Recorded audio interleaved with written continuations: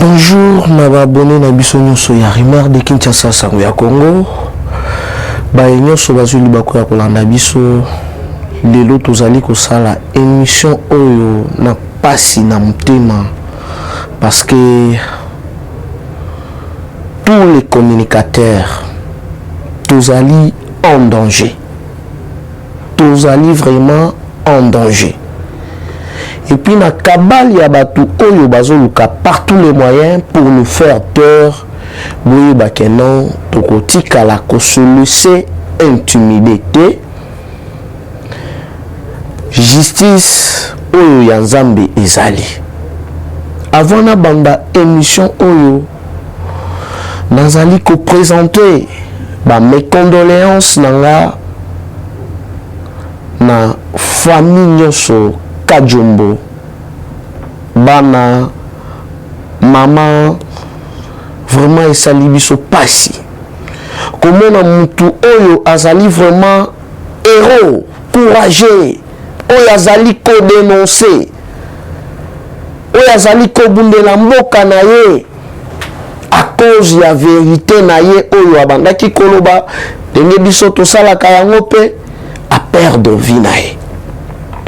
Tu as dit qu'au Seigneur la justice a fondé la enquête. Parce que tout le monde a cas député qu'on a Congo ya Daniel Saf. Kolobakeno muto kome kabakoliae. Tout le monde a ba jeune moko oyo. Lobi na Kabila, lelo na Katumbi. Jackie Soki Jackie. Alobaki bien kendo bakolia mutu bakoboma mutu mais ba mener banquette parce que nous sommes comme l'air bakoteli na ndako soki bayaki na biloko ya mabe toyebite tozozela ba résultat ya autopsie parce que nous sommes abimisaki ba vérité ya boni ba minéré oyo elongwaki na Jekamino na destination ya Zambie à l'époque Katumbi akimi musea wa Keiko se réfugier na pays na ye oyo ezali Zambie apporta Jekamino plainte et puis ba autorité zambienne ba ekoloba na Katumbi keno bien sûr azali Zambie apporter bino plainte bino Jekamino bozali na nyongo na ye abimisa ba vérité ebele. Parce que la vérité wana et pesa bango mal à l'aise. Tozali kosenga na justice asala musala na ye.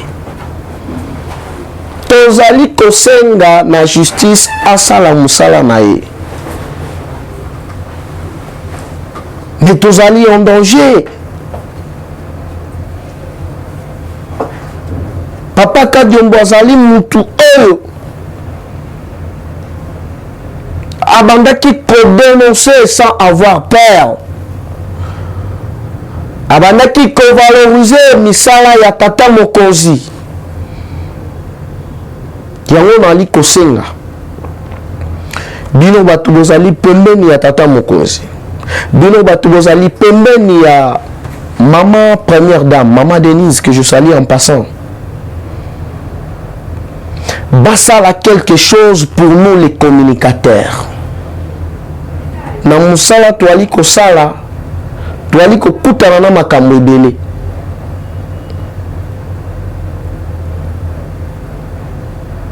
soki azwi chance ya kolanda biso atombe na émission oyo biso ba communicateur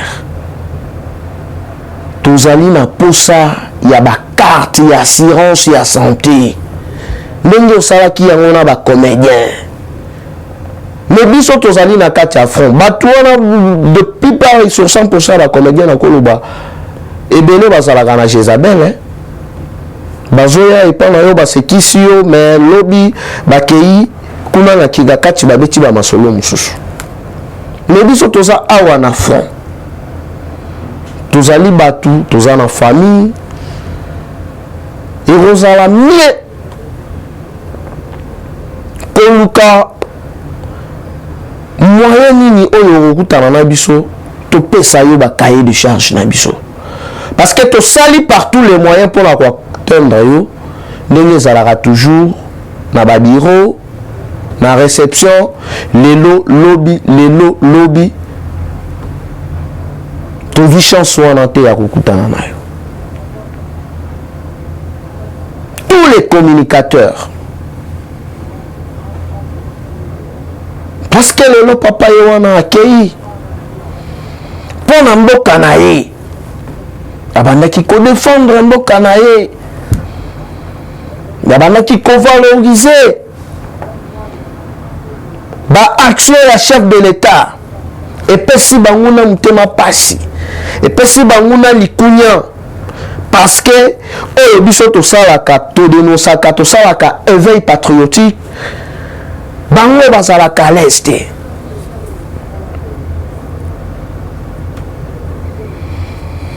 Yango toali kosenga ekozala malamu te tobanda kobungisa bacommunicateur kaka boye. Toutaki koperdre Fumu Sabata, lelo toye koperdre Papa Kadiombo. Il faut déjà koyeba ya keno en cas ya menace, en cas ya maladie biso ndenge to riskaka ba vie na biso, parce que oyo to denosaka oyo to bimisaka ba ennemi ya RDC ba sepelaka na ngote tozali exposé na ba makambo ebele ba poison.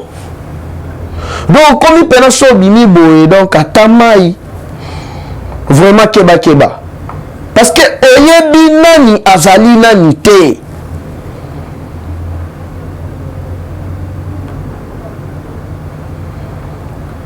Vous avez contact na bato bazali na expertise na makambo ya poison na ba makambo ya ba maladie belé oyo bakomanda kolandela biso ba chroniqueur biso ba communicateur biso ba jeune oyo tolongoli kobanga pona kobundela mboka na biso. Il faut tous aller en sport, il faut tous aller en appui. Parce que nazali koloba yango na chama ina monogote. Attends la partie, donc mututa azobeta lisolo na biso.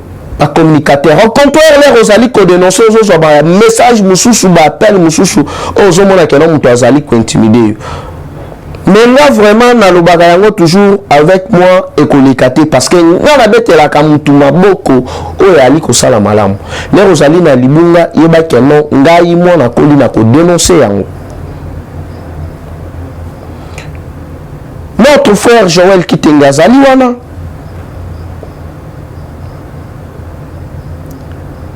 ba démarche nyonso tokeboye mais jusque là qui bloque toali koyeba te. Pourquoi bolingi ko faire peur biso? Pourquoi bolingi toloba te? Et là vraiment c'est déjà un danger. Leur batu oyo ba défendaka partout, batu oyo ba défendaka nation. Et leur bazali ko kutana na ba obstacle parti azali ko abandonner bango na leur propre triste sort.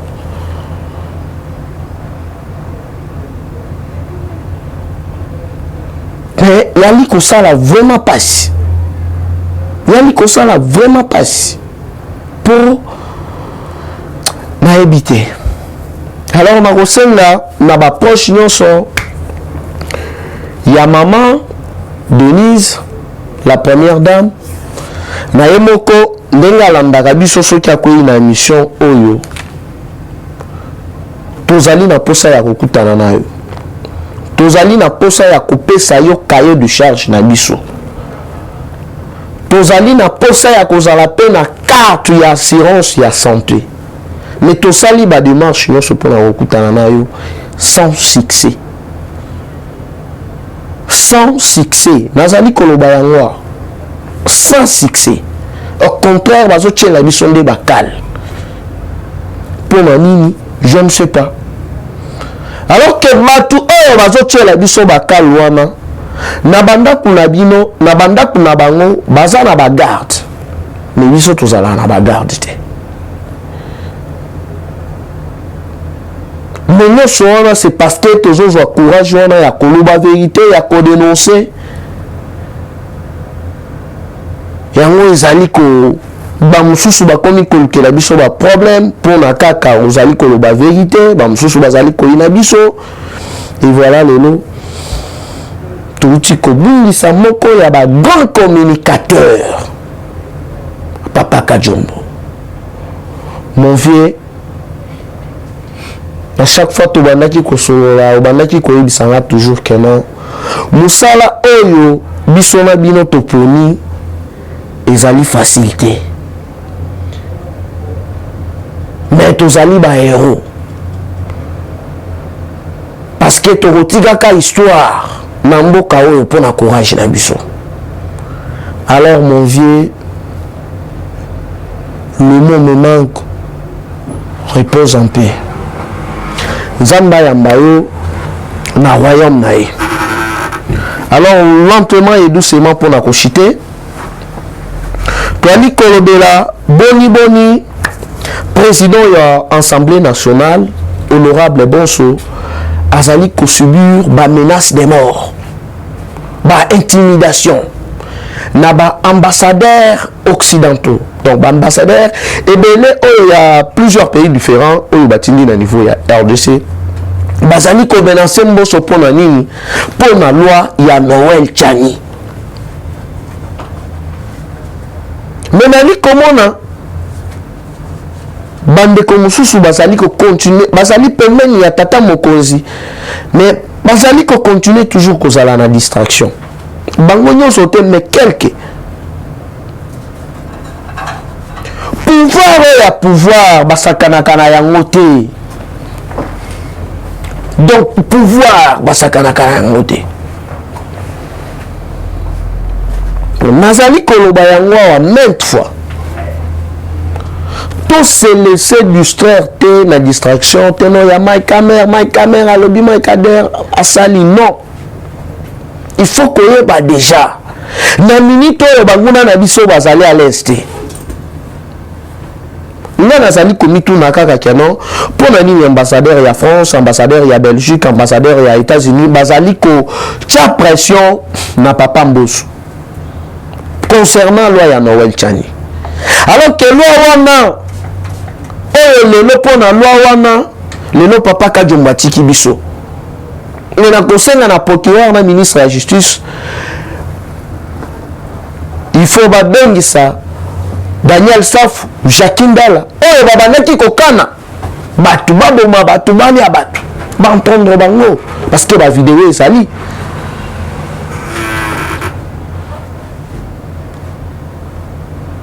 Yango tozali koyebisa bino boye. Bino batu oyo bolingi bo politiser loi wana alors que ezali nango normal, ezali a politique. Est-ce que pona kobongisa Congo, il faut que comme un président au quoi vrai na équipe na yo, au quoi vrai na sport, au quoi ça la commerce na yo, mais vous allez contribuer au développement ya mboka. Mais pourquoi on lingi ka o koza? Yango na li ko yebisa bino boye. Mais wana bo matabo kita. Ata soki na kati Assemblée nationale et l'équité, biso peuple congolais to ko exiger référendum. To voter yango ata na référendum. Ils ont raté. Tozali ko dénoncer, tozali koloba. Ezali pona avenir ya bana na biso. Ezali pona avenir ya mboka na biso. Na yebisaka bino toujours. La RDC c'est notre maman. Le nom alobaka yango chaque fois fatia koleka mususu akoya koleka RDC kotika la kaka RDC.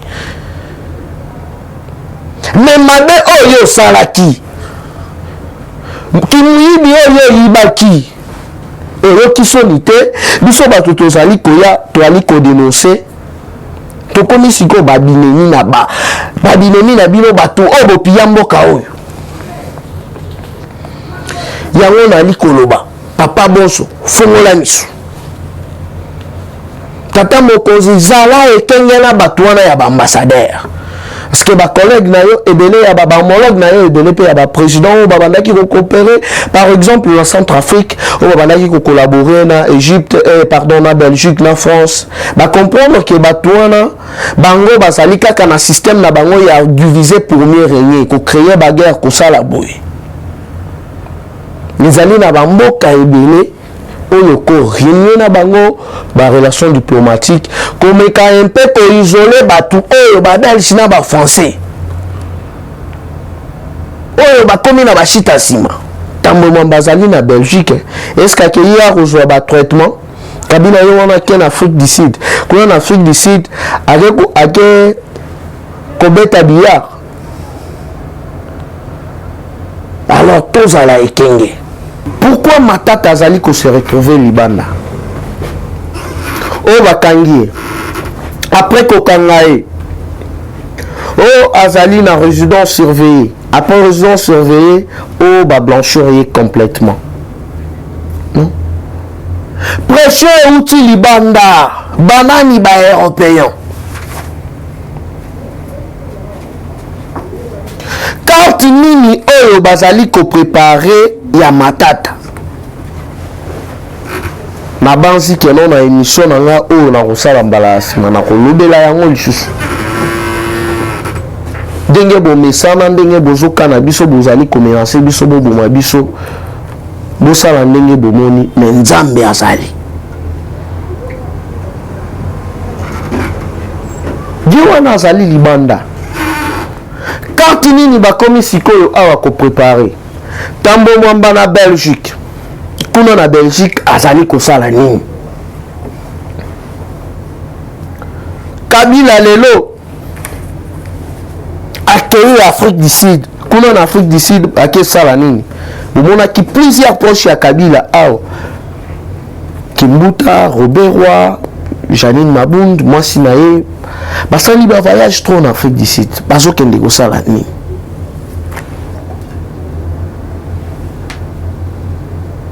Monsieur Elon, il y a 2 semaines passées, Azaraki en Afrique du Sud. Un multimilliardaire américain. Parce qu'il Azali d'origine sud-africaine. Carte nini bazali ko préparer. Donc ndenge aliwana bali na posa to kende lisusu déjà dialogue. Koyokana lisusu to koyokana nini alors que Fachaza déjà wana azali kosala musala na ye malamu kabalo ezali kobeta na minute yango wana eza na batu oyo ba financaka guerre wana ya est bali koluka nini oyo photo négocier to yeba part na biso part na bino nini pendant 18 ans ba groupe armé wana bazalaki kakuna batu ya FCC ba revers oyo ya sutuka lala il faut ton fond bateau sur la nini parce que il y a déjà un président élu Fachi azali wana jusqu'au dialogue na minute to sur la nini wali na idée oye opesi idée na yo calmement aux propositions de loi au na kati ya Assemblée nationale okutani na député moko bana zela na yeba ke ibo déposer yango na minute to solani donc ezali na batu oyo bazali pembeni ya tata mokonzi bazali ose ya parti ya tata mokonzi mais bazali koedete au contraire ba mususu bakomi mutema duku duku akoma pe danger à rouler à tonga mais à bosani objectif pourquoi biso ba communicateur biso ba parlementaire tozali de laisser okutani na obstacle neti mon frère Joël Kitenge Mais ata mokonzi moko ya parti asala rien nali koloba yango totika hypocrisie oleki awa oloba babiloko bamona yo keno yo olobaka okumisaka te. Mokonzi tout il faut koyebisa ye soki abeti mwa libaku il faut kotalisa ye yango calmement poliment. Joël pour bientôt akokokisa 2 mois na kati ya boloko. Mais ma cadre ya parti parce que Joël défend le parti, il défend le président de la République. Nini yango ezali kosala keno azala toujours na kati ya boloko.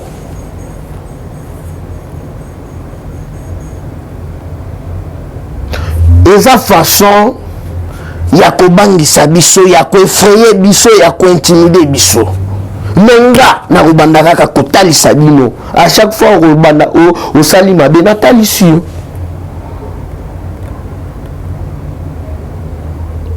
Ezalaka te. Alors que partout ezali wana pona ko protéger biso. Mozali komona bato mosusu bazali ko se permettre ya koloba. Oh yo 100 jours, oh yo zali na 25, 26 ans. Zali koloba nga na bunda. Mais alors que na kati ya lutte mutu na mutu azali na parti na ye ya combat. Il faut qu'on paie ça au respect. Parce que en 2023, ce qui est l'élection, vous allez na posa ya batu nyonso. Bon changer langage na bino. Lelo rozala batio na place moko boye yo boule que non ezali fin du monde. Non, avant yo batu bazala kawana. Yo ye, okoleka pe batu mususu pe bakoya. Exactement que non so yo komi place moko comme mona batu mo donc batu nyonso ba 100 jours. Oteno basaba mike bazolo baba bunda. Si yo moko le ozali koloba bongo ozali parmi ba 13 parlementaires. Alors que bino bozala na bagarde, biso to na bagarde tout est.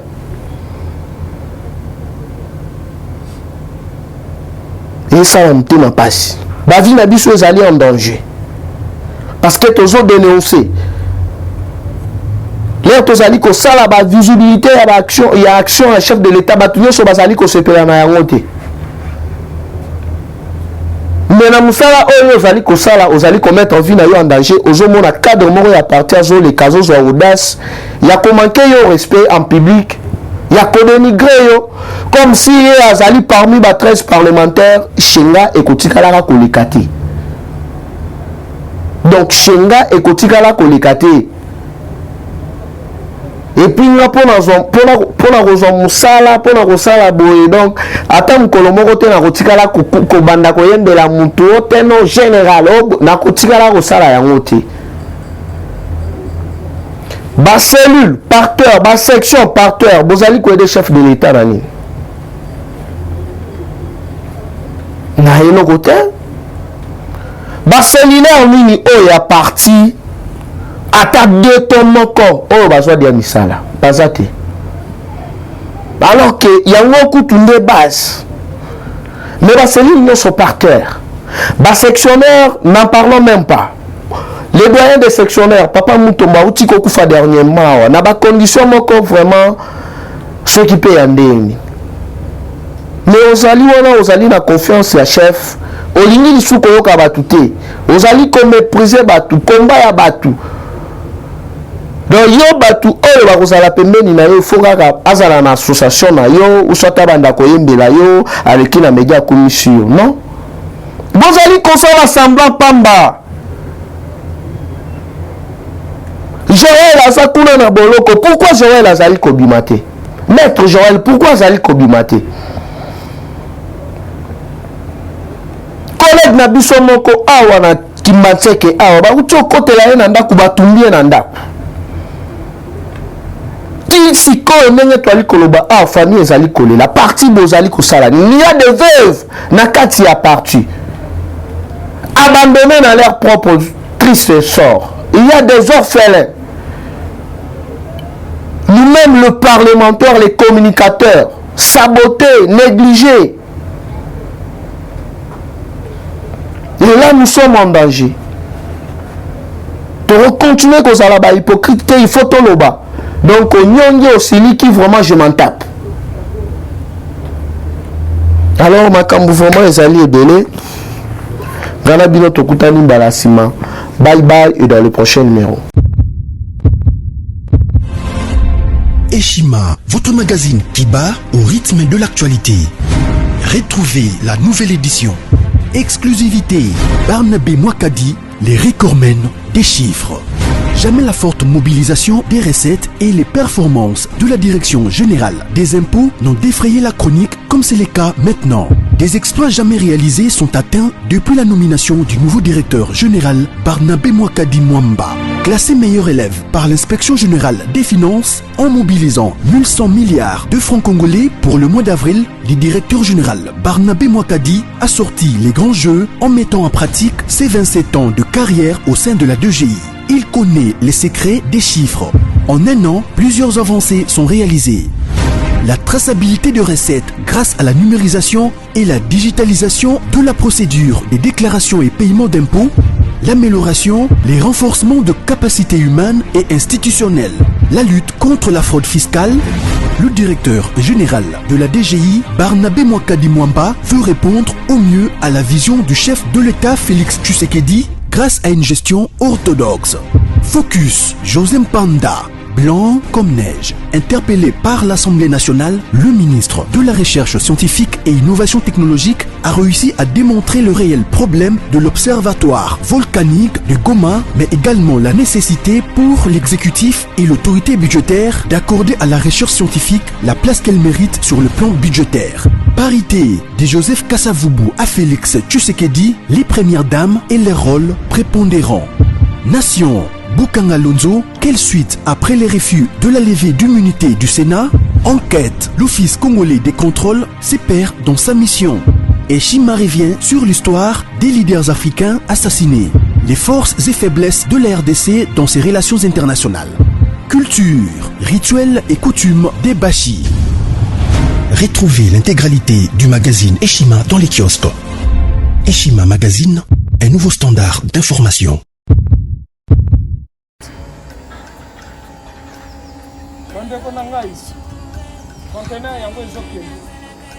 Le 26 mai, les conteneurs. Conteneur chaque mois. Donc, next ekozala le 26 mai. Olingo tinda velo. Mutuka. Lise aussi okangi. Biloko tout pour même na biso. Benga biso. Comme ça, toya, so même biloko tout tinda na Congo.